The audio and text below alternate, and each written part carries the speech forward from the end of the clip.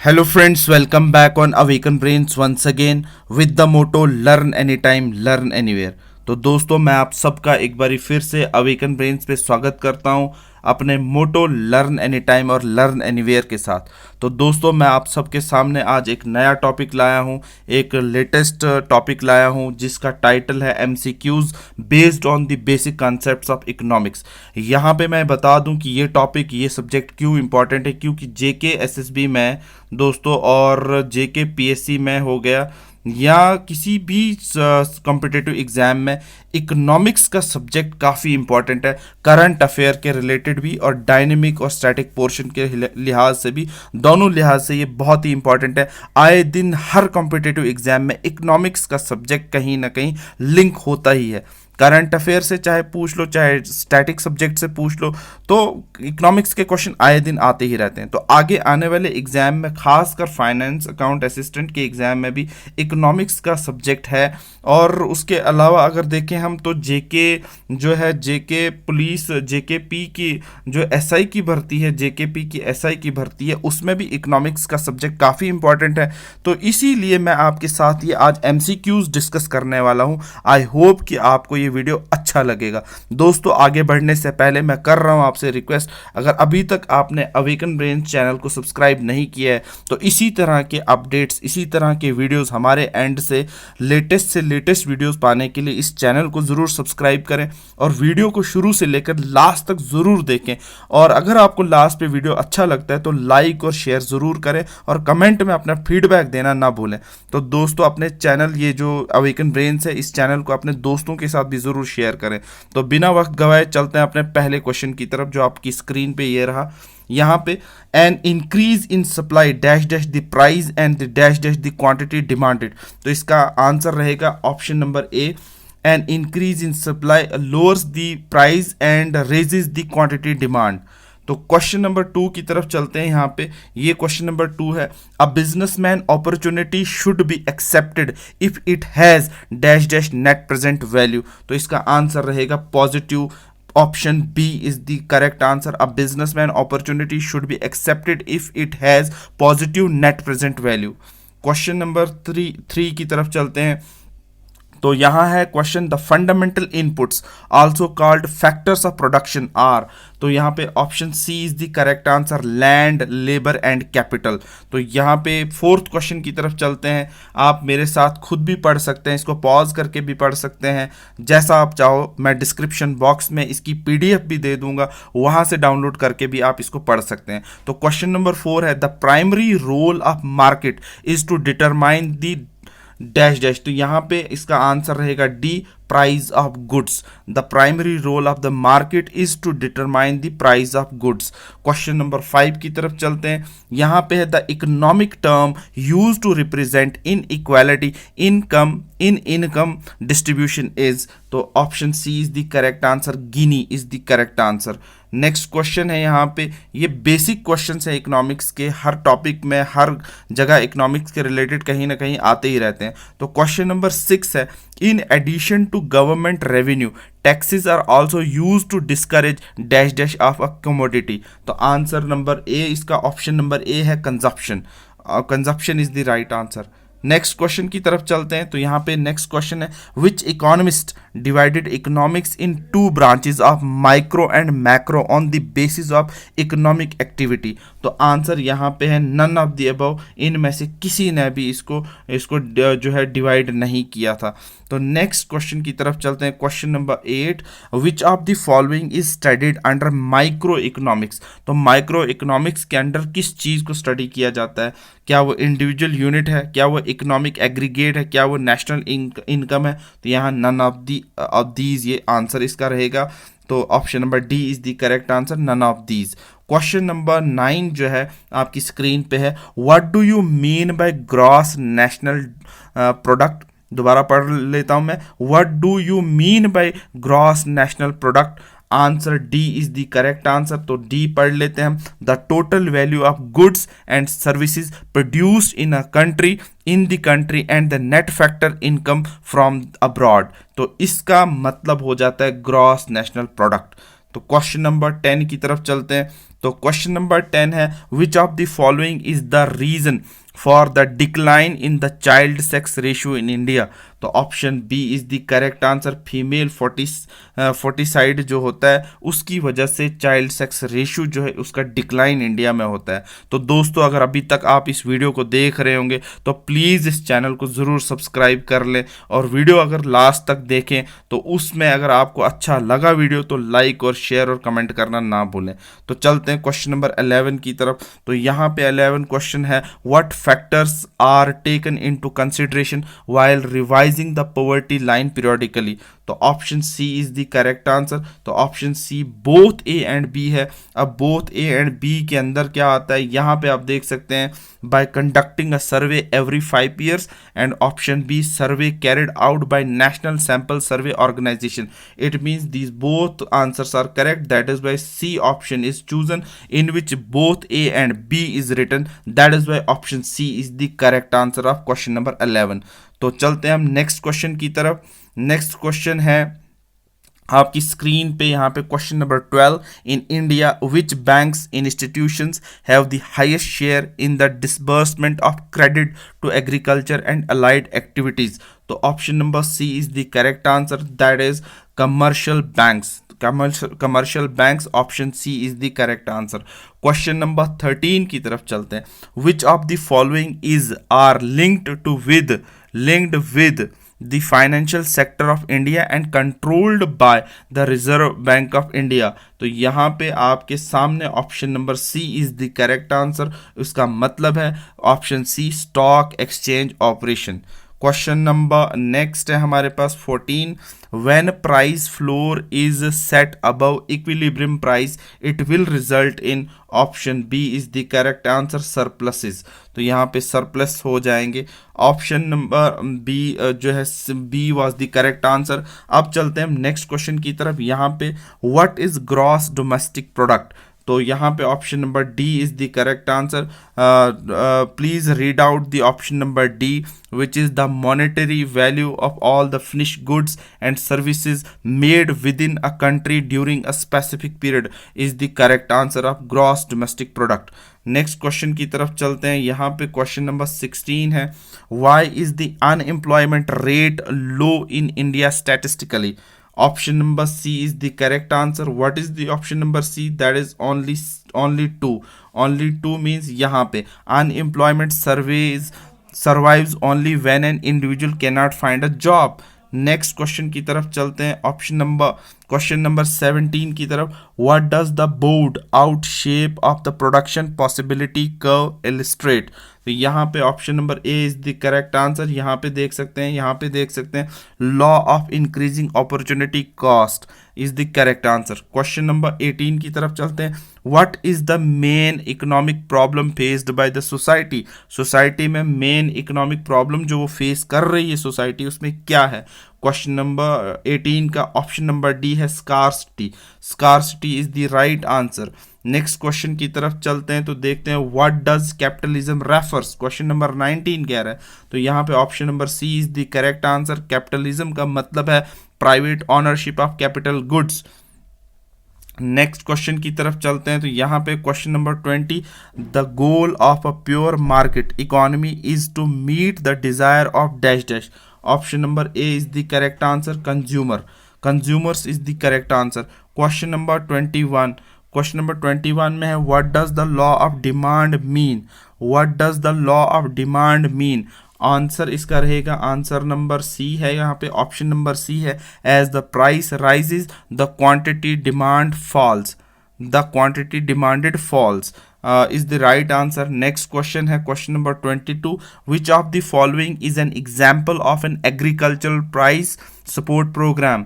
तो यहाँ पे कौन सी ऐसी एग्जाम्पल है, कौन सी ऐसी मिसाल है जो फिट बैठती है एग्रीकल्चरल प्राइस सपोर्ट प्रोग्राम पे। तो option number B is the correct answer, that is a price floor.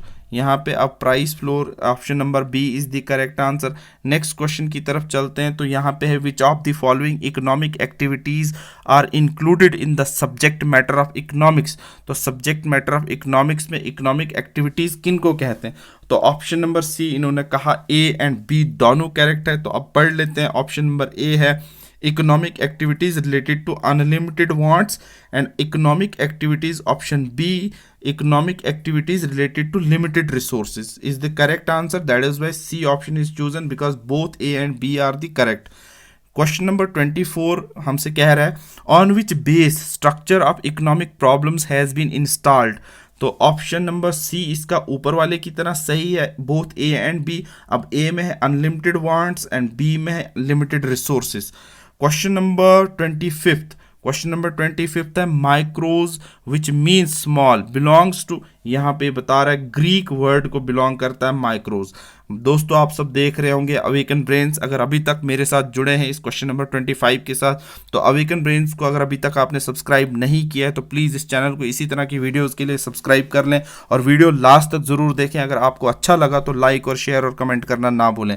तो दोस्तों यहाँ पे हैं आप अवेकन ब्रेन्स पे, learn any time learn anywhere के मोटो के साथ। क्वेश्चन नंबर 26 की तरफ चलते हैं। तो क्वेश्चन नंबर 26 है which of the following statement is true. Which of the following statement is true? Option number C is the correct answer. Scarcity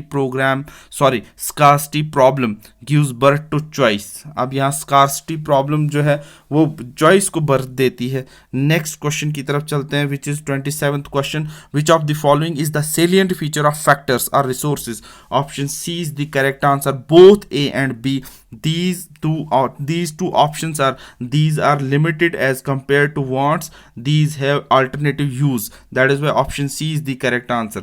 Next question है question number 28. Which is the central problem of an economy? All of these is the correct answer. Option D, and option D के ऊपर अगर हम चलें तो option A है allocation of resources, optimum utilization of resources and economic development. These three options, both the 3, 1, 2 and 3 options, all the options are correct. That is why option D, all of these is the correct answer. Question number 29th है which of the following is a type of economic activity? All of these are economic activity, and these are production, consumption and exchange and investment. Question number 30th है what do you mean by the supply of goods? Option D is the correct answer. यहाँ पे option D की तरफ चलें तो यहाँ पे आपको दिखेगा quantity of the goods offered for sale at a particular price per unit of time. Quantity of a goods offered for sale at a particular price per unit of time. Question number 31 है which of the following is the relation that the law of demand defines. तो यहाँ option number B is the correct answer. Option B पे जाएं तो price and quantity of a commodity is the correct answer. Question number 32 What do you mean by the mixed economy? Answer number B, option number B is the correct answer. Public and private sector जो है इसको mixed economy कहते हैं, जहाँ दोनों मिले। तो next question है what do you mean by the demand of commodity. Demand of commodity का क्या मतलब है? ऑप्शन बी कह रहा है मैं सही हूँ, तो ऑप्शन बी में देखें जरा क्या, सॉरी ऑप्शन डी सही है, तो ऑप्शन डी कह रहा है quantity that consumers are able and willing to buy at various prices during any particular period of time is the correct answer. Next question की तरफ चलें तो यहाँ पे क्वेश्चन नंबर 34 है starting from the time of independence, आज़ादी से ही अगर हम शुरू करें, why India follow a planned economy. तो इंडिया ने क्यों फॉलो किया प्लान्ड इकोनॉमी को? यहाँ ऑप्शन नंबर बी जो है वो कह रहा है करेक्ट आंसर है। दोनों दूसरा और तीसरा ऑप्शन मतलब पहला वाला गलत है, दूसरा और तीसरा सही है। पहले हम देखते हैं directive principles of Indian constitution indicated the planned vision of India, और दूसरा डायरेक्टिव प्रिंसिपल में कह रहा है कि इंडिया के कॉन्स्टिट्यूशन में डायरेक्टिव प्रिंसिपल के अंदर इंडिकेट किया हुआ था प्लान्ड विजन ऑफ इंडिया, और दूसरा there was no indication whatsoever from the 5-year plan regarding how much of each and every good and service is to be produced। तो ये भी यहाँ पे जो इंडिकेशन नहीं दी हुई थी। नेक्स्ट क्वेश्चन की तरफ चलते हैं तो यहाँ पे है question number 35 to which factor economic problem is basically related. तो यहाँ पे बता रहा है choice is the correct answer, choice जो है फैक्टर है। नेक्स्ट क्वेश्चन की तरफ चलें तो इकोनॉमी है may be classified as, economy को किस तरह से हम क्लासीफाई करते हैं? तो भाई इकोनॉमी जो है वो कैपिटलिस्ट भी होती है, सोशलिस्ट भी होती है, मिक्स्ड भी होती है। तो जब ये तीनों होती है तो option number D correct answer हो गया, all of these. Next question की तरफ चलते हैं विच इकोनॉमी हैज़ अ को existence of private and public sector. तो यहाँ पे दोबारा यहाँ पे आंसर उसी से मिलता जुलता है। तो मिक्स्ड इकोनॉमी जो है उसमें प्राइवेट सेक्टर भी मिलता है, पब्लिक सेक्टर भी मिलता है। नेक्स्ट क्वेश्चन की तरफ चलते हैं। तो the main objective of socialist economy is, तो यहाँ ऑप्शन नंबर डी सही है, मैक्सिमम पब्लिक वेलफेयर चाहती है सोशलिस्ट इकोनॉमी।